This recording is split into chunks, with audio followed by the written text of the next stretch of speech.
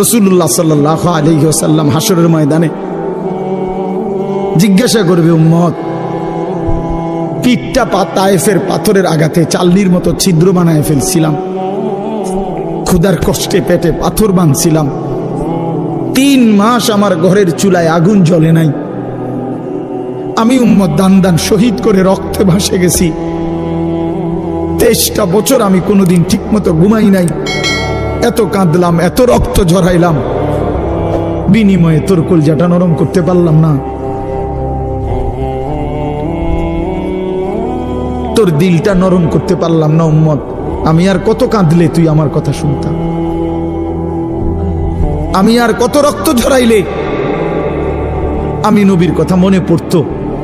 বলেন, কি বলবেন ভাই? বলেন, কি জবাব হতে পারে তখন? আল্লাহ আল্লাহ আমাদেরকে বুঝ দান করেন।